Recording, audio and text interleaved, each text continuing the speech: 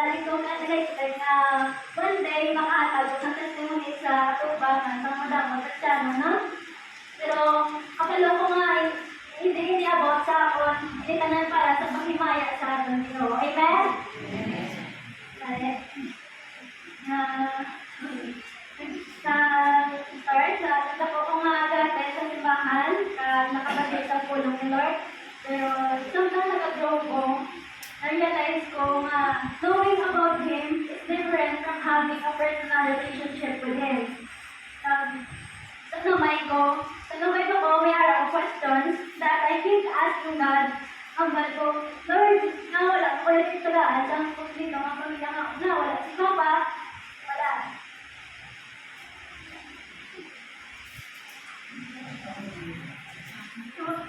Kaya mga pagmula na akin ang nagpapaligatan, kaya mga magpapa, na akin ang nagpapagin. Kahit talo, para mga isa, nakakita ko sa mga nagkakandi na palinis. Nakita ko man taman mo sila sa kasadya, sila sa pagkakala, wala na ito yaman ko. Nagkahalo tayo sa mga experience ko, mga na-experience nila. Yung under ko, very hard to be different. Pero sa sakin ako ko, God slowly changed my heart. Na-realize ko na even though wala ako nagtako sa unang kapatid ng pamilya na kinahandong ko, He never left me without love. God gave me my parents. Sila nagpatako sa akin, nag-amplipan, nagtundo ng gusto para hindi gusto. Nag-pray ka ng kalangga sa akin. So, lahat is polis ko na yun, itatay, pinanay ka. So, ako sa mga siya, kahit pa nanitig ko, makulay ka sa refresh, sinasashine, kahit sa ilang nalay ko sa pagkulay mo sa pag-tapon na spiritual show, no? Kaya, dapat yung daw na sa sinigang bahay na ako ko nga kilala ang ino. So, looking back, I realized that God was taking care of me all along. He's giving me a different way to show His love. Sa una, ang nakita ko lang ang wala sa akin. Pero subong, mas nakita ko na ang mga ginhatag sa Ginoo. Wala man na ginhatag sa naging pangyayon ko. Pero ginhatag na sa naging mahanglan ko. Pag dahil sa pinakadakot kasi kaya ginhatag sa akin ang mga lolo, lola, at mga tiyano. Biyara na tito sa akong kabuhay na daw kabuhay sa tanan. Dapat pagkakakusa, worries, saying na hindi ko ma-explain sa iba niya tao. There were days na kasbay lang, pero dahil na mga struggles na no, kanaman sa. Pero kita na sinasama mga panahon, malagit ako ito kaya sa Ginoo. Every time na tabi ko magkaisahan na ako, ina-remind ako that He was always with me. Pagi sa iyang ulong, your prayers, yung church family, at sinatipon His place sa palibot ko.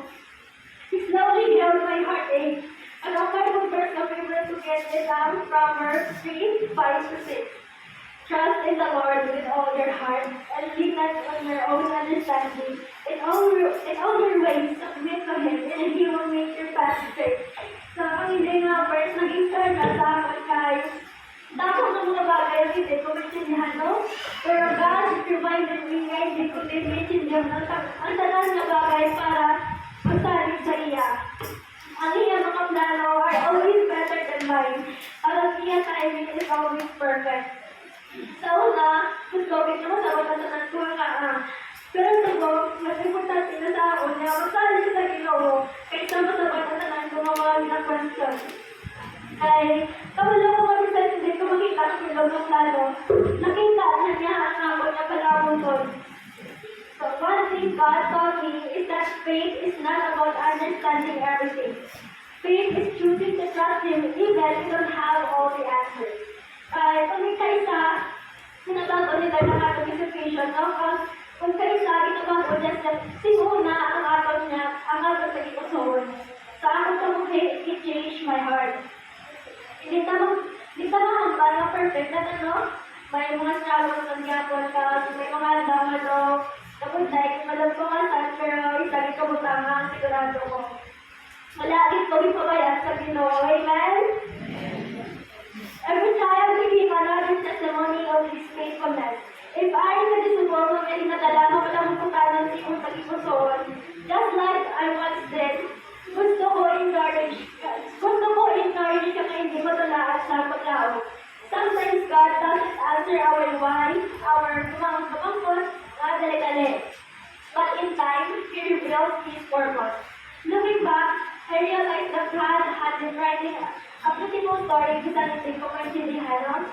As we celebrate this church anniversary, ang aking prayer is that mag-continue tayo and trust God in every season of our lives.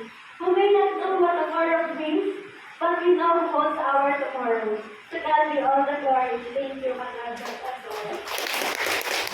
Amen. Naman natin ang testimony ni Tata, no? Kung gawin natin kita, subong, makakato naman kita kay Domingo sa iya naman na-share pag siya kami.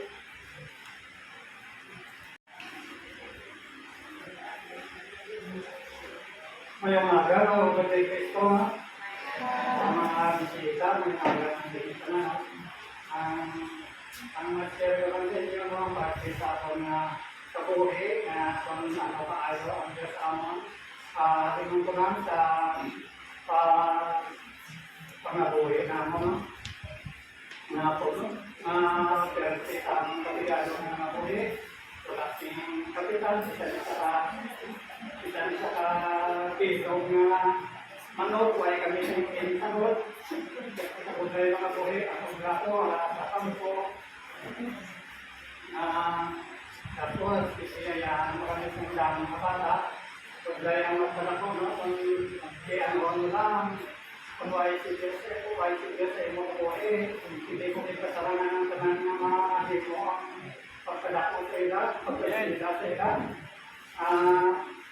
Na-provide man sa inyo ang makinalaman siya sa tiyak ng mga pagkayan. So, mabudlayin na no, ay wala kaya sa iyo yung pangabudlayin na ito, pangabudlayin mo yan, no? Kung hindi kasi makapangabudlayin sa pinaanak mo, ikaw ang pinaanak mo, medyo kulangon ka na sa hindi mo makalanon. Hindi ka na makapalasong sa pagkaon sa pagkaan mo. Pero sa piyang sa kapagayan, ang kasalanin sa pagsalimog kung paano makasubadit isang 3 times a day, tangkong ng kapagayan, makaraos kayo din. Kasi ang naka-ispira mo ng kabataan ako, tulad na hindi ka kami nasalit. Sinikaroon naman ako na rin sa pagtuluhan mo, ang tao na, dawawas ko na kita, parang nakapali ko. Pero hindi man ang religion ang atong ginatuuhan, no? Hindi ang Diyos ng Jacob. Kasi kung sa laman na pinatugdot ang iba niya ng mga religion sa ato, hindi na nila sa layak, hindi na nato niya sa layo, hindi na nila sa layo, kaya kita yan, pamatik na kanta. Kung hindi natugduan ka din, kaya magpatik ka, kaya ako na yan pasubong ng pinanganap ka na suhihin kang simayo, hindi ka ng saklo. Kaya alam ko sa mga patalaan, isip ko no, ng kakalaguan sa mga religion sa kalibutan. Kasi kung ang isa, kasi kaya pati pa niya, nag-frame na galing na sila maluwas, no? Pero dili niya, may niya nag-frame, kaya ang bawa, isang tudo-todo na napag na pagtuko, ang atong niya pa, kalibalik sa simbahan, kung pagkalasot at bakit, bawa na takano kita, sa mag-untak kita, kasi bakit wala na nagyako na natong mga kabulayan, na natong mga buhunan sila, kaya hindi, ang paling na kita na sa sila na, ang baboy mo, kung din paliguan na, tapos tupuyan mo, balik mo yapon sa turubat.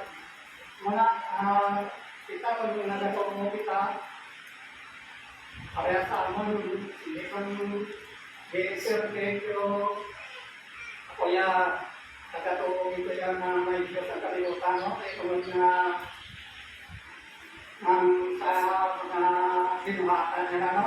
Halimbawa, alin sa una, sa pagkanaw kayo para sa panahon ni Uwi. Kaya kung wala, ang tao na sila, makahimo sila, parte sa mga aligaw sa aton, mga dagat, mga kabukiran, kung hindi na ang Diyos ang ginagawa sila, hindi na mahimo ko, walang isip mga kasalanan nila. Kaya kung sa Biblia pa, ang kaalam ng tao, pamamahala ng Diyos, hindi makatungkad ang tao sa kasalanan ng Diyos. Kaya ako, magatong ito niya mga Diyos sa pagbutan, kakagilasandigan ko ang Biblia na nakakapansing kamaturan sa sasabong ang mga nagtatatabo ang nasulat sa Biblia para na nagtatatabo na kami sa mga pamahukon ng mga mahanap pa. Ano pa ginagawa niya preparahan na kinakalan ng dapit kasi na sa sinagatiyon na pagkabot sinaalan natin sa Biblia. Ang des magkaroon ang iyon sa mga pagkutong. Kaya sa subong alam na ang patimahan niya. Hindi pa man subong hindi pa man hindi ang katapusan sa mga kalibutan, pero pinahanggalan ko na maganda ay anong papakong para na. Hindi ka na nangalimot ang mga nagaling na sa subong. Ay na. Sa mga nito pa lang, isa na nakakala na sulat sa Biblia. Sa mga nag-aabate, ito yan ang Biblia may kamatukan. Ang iba naghambal na ng tao na ng sulat. Alam mo na may pasulat sa Diyos kay siguro na pasulat sa Diyos kay ang Diyos, espiritual. Sa alam mo na pasulat sa matok o kung sa bago hindi ka malamang sindihan, kung sa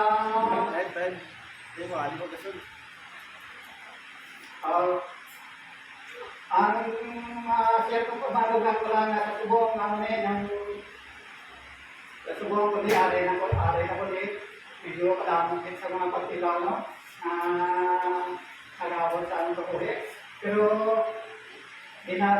dinalampasan, inapilit lang na dinalampasan. Kung nalampasan, ang Diyos siya basta magpupun sa inyo. Wala siya sa pagsigaw na ihatag sa inyo na hindi mo malampasan. Kaya kung diin ko nung mababakod ang imo pagtuo para ang mga pagsulay. Diba?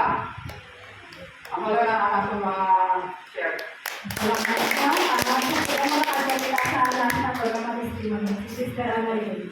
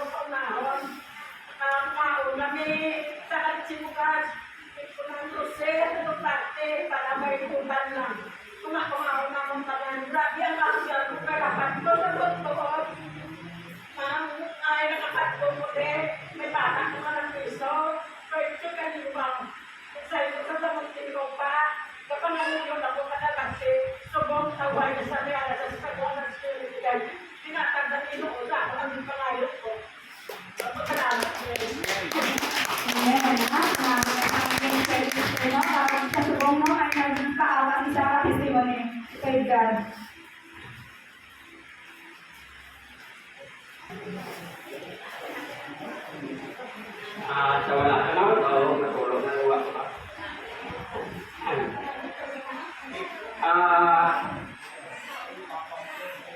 I-testimony ko lang, no? Kung hanap ko, no? Una sa tanan, no? Wala man ako sa may ginabatya, pero nagpakonsulta ako kay Dr. Jaime sa Pinalbagan. Sa itong time, in-consultay ako ang akong BP, 280, 220, 30 kataas. Hindi nasaluyang na magpuli ko sa balay. Kaya luyang niya, baliktang na lang sa hospital. Itagaan niya ako noon para sa hospital. Pag ako ko sa hospital, mga alas 4, pagka alas 5, ang dito ko malawas, intact dan sa nga barato, halit sa kamos at sa CL. Ang resort sa to, normal gate kanan. Ang problema lang ang akong BP.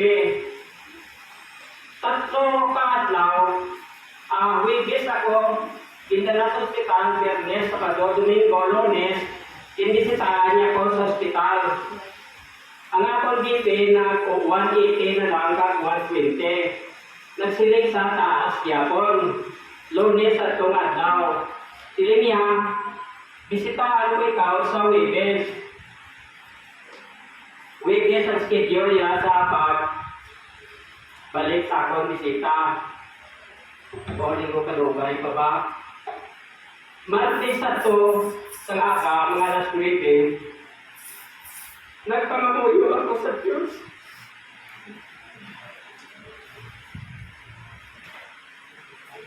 Lord, kung natagawa ako sa ospital, nasimbagin ako sa simbahan, nga ginasimbahan ni Manong. Amo na ako pangamuyo sa iya. Pero ang schedule ni Dr. Jaime Sapon, Wibes. At nga time, pagka alas 2 sa hapon, natingala ko na may wheelchair sa tubangan ko. Ginko ako sa Angboy, kaninala sa opisina ni Dr. Jaime. Natingala ko kasi bibis niya na bisita sa akon. Martes, ara na sa, yung tawag niya ko, yate, magwaan na. Ito, sani, Lope. Tinyati, ang imo, BP, daw 150 pa. Ito niya, pero kaya mo na ulo, kasi sa banta ko, imo nga BP, taas, man. Iba, sintrata na po ka ni mo, BP. Naman to, din, pagwaya ko sa ano to nga time sang Martes. O, nakagawa na ako, hindi sa tayo lang ko sa mga bulong, kag nagawa ko. Sa ngarin ako sa balay, sa ginana Domingo, wala pa ko ang simbahan nila ni Manong at pa sa Mailan. At siguro mga duwa pa na Domingo, kag wala pa ako nakasimba, kay nga, daw kaluya pa sa ako lawas, kasi biyahe-biyahe pa. Hasta na pagkatatlo Domingo, nagsimba ako, tayo yun, kung tayo yun, kung mayo ng lawas. Pero, mga isa to katuig, simba-simba ko sa Mailan, kag isa man guro katuig sa Agisan, kag so nagsimba kami di sa Balay, hasta nga nagpatindog si Manong sa simbahan. Puro mga ano nga ako katuig o pito, pintagaan ako sa balatian. Pagkatapos ko pala sa eleksyon, sila nila naperde ako, nagmasakit ako, wala ako. Ang eleksyon niya, may taog na yan may perde, nabaton ko na yan, may taog na yan perde, wala ko kaya nag-stress yan na perde ko yan. Nalipay ako gani, kasi ang Diyos may pamahagi ginaya. Dason, yung tagaan ang isang masakit, no? Ang mga pagtilaw man ko ron, suportahan ako ni Manong sa mga bulong, mga vitamins, hasta nga mga sobray sa kabulan, na wala ko kasimba, kaluyan, itagan ng isang Diyos, ang ayaw naman niya lalabas, hasta nga karon, nagpatayo yun ako sa pagsimba sa Ginoo. Amo yan na, salamat. Amen. Kaya sa testimony ko rin yan, no? Kapag na, ang paano siya na kumpisa, no? Para may pagsimba niya, nagsige-sige na lang din siya, no?